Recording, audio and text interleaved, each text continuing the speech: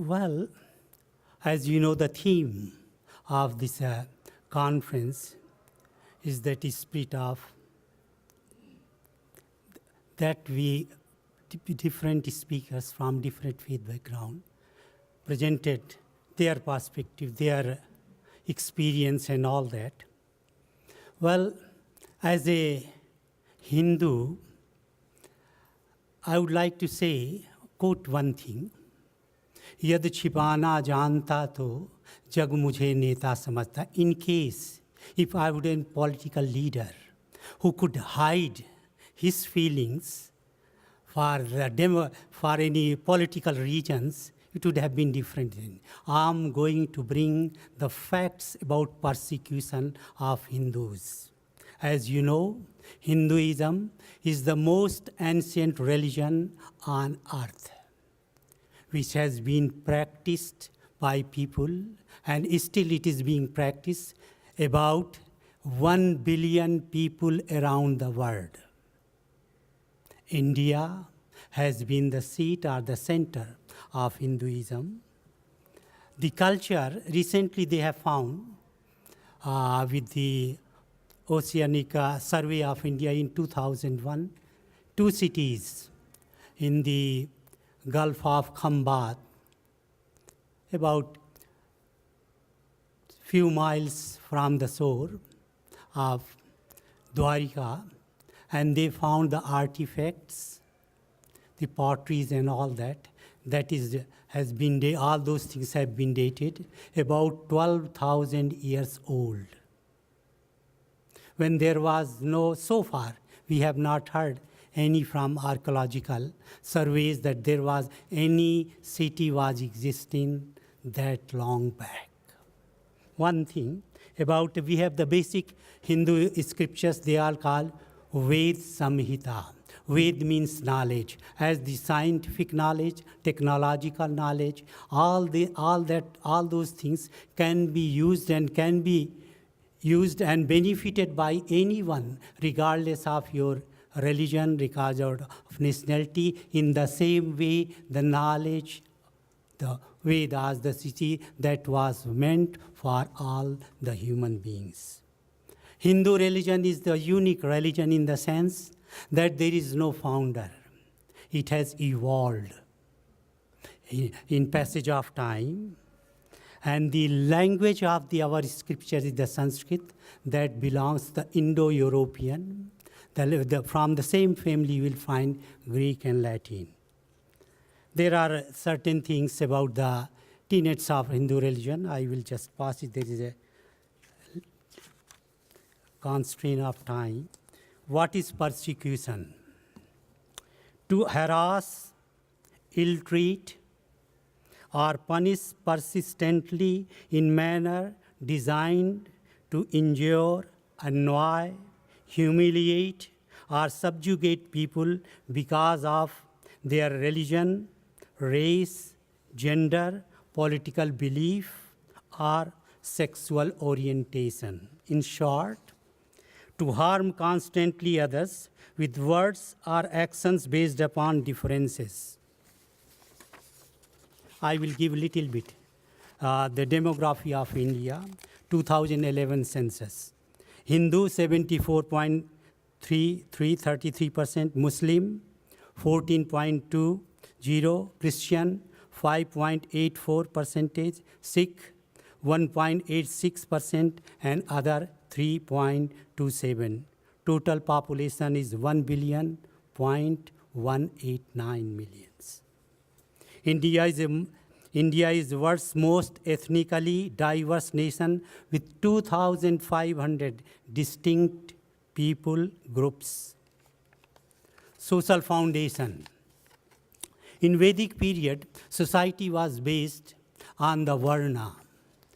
Depend upon the aptitude of the profession, a person can join or can start working in any one of the fields. The teachers were the Brahmins, and the administrators, the warriors were the Kshatriyas, the business people community were the Vaisyas, and the people artisan or the service community was the lower caste. That is, but later on, what actually happened? This, because in one family in those days, there could be a person, a teacher, it could be a warrior, administrator, could be a businessman, could be a farmer. In a similar way as you will find in our modern society, if you look around, you will find in one family there are people of different profession. There is a flexibility, there is a choice, there is an alternative was provided to the people depending upon the physical, mental, and spiritual capabilities or potentialities. But what actually happened? Later on, because of the greed, because the hunger of power, for the short-sightedness, that was all institutionalized, consolidated in birth. And from there, the actual deterioration and destruction of the Hindu community started. And although all the three upper classes were mistreating other people of the lower caste, but Brahmins were singled out because they were responsible for writing the books. In the books, all the books were filled with biases, prejudices, hatred for the people. And because of this thing, the people of lower caste, for centuries and centuries, they suffered humiliation, they were insulted. There was no human rights for those people. Not only that, they were not allowed to go to the religious centers. This kind of cruelty that was inflicted, persecution within the religion. I'm not talking from the people who came from outside, who persecuted.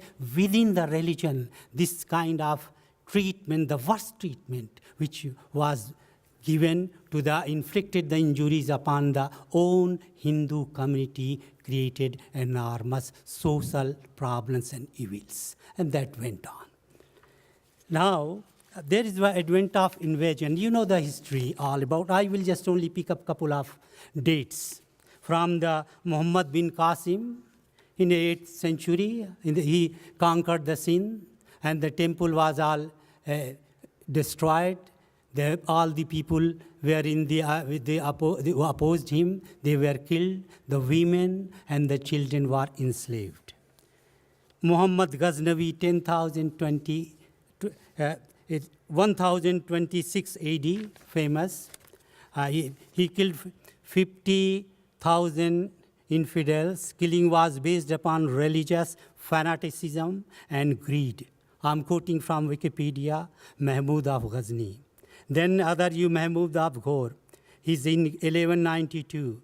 Genghis Khan, Mongol, several invasions, but all were found outskirt of the Delhi, and he conquered those places. All that is, I'm not going to give the details. Timur attacked 1398, and he focused on his two policies, imperialism and Islamization. Babur, founder of Mughal dynasty in April 1526.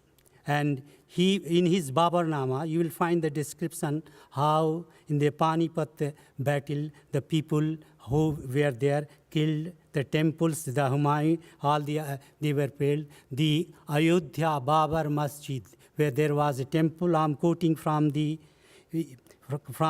Archaeological Survey of India in 2003, found the fragments of temple under the masjid. That was not only that, there were so other temples were destroyed, and on the place of that, mosques were built. Aurangzeb, in 1658, he became the emperor. The very name of Aurangzeb seems to act in the popular imagination as a signifier of politico-religious bigotry and repression, regardless of historical accuracy. He was a fanatic religious person who applied his power vehemently to convert Hindus to Islam. He ordered his subedars to demolish the schools. I'm quoting the Mughal of India from Expedia. The execution of Guru Tegh Bahadur bear testimony of Aurangzeb's deep hatred for for non-Muslims. 1,000 Brahmins were killed or converted.